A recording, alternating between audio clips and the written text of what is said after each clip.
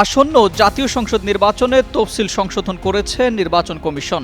শনিবার ইসি সূত্র বিষয়টি নিশ্চিত করেছে। মনোনয়নপত্র বাছাইয়ের রিটার্নিং অফিসারের সিদ্ধান্তের বিরুদ্ধে আপিল দায়ের ও নিষ্পত্তি তারিখ পরিবর্তন করা হয়েছে। আপিল করার সময় 2 দিন কমিয়ে দেওয়া হয়েছে, 2 দিন বাড়িয়ে দেওয়া হয়েছে আপিল নিষ্পত্তির সময়। সংশোধিত তফসিলে রিটার্নিং কর্মকর্তার আদেশের বিরুদ্ধে আপিলের সময় 5 থেকে 11 জানুয়ারি পরিবর্তন করে 5 থেকে 9 জানুয়ারি নির্ধারণ করা হয়েছে। আপিল নিষ্পত্তি তারিখ 12 থেকে 18 জানুয়ারির পরিবর্তে 10 থেকে 18 জানুয়ারি নির্ধারণ করা হয়েছে। নির্বাচনে অংশগ্রহণকারী প্রার্থীদের মনোনয়নপত্র দাখিলের জন্য বাকি আর 10 দিন সময় রয়েছে। 29 ডিসেম্বর মনোনয়নপত্র দাখিলের সময় শেষ হবে। গত 11 ডিসেম্বর জাতির উদ্দেশ্যে দেওয়া ভাষণের মাধ্যমে প্রধান নির্বাচন কমিশনার এএমএম নাসির উদ্দিন সংসদ নির্বাচন ও গণভোটের তফসিল ঘোষণা করেন।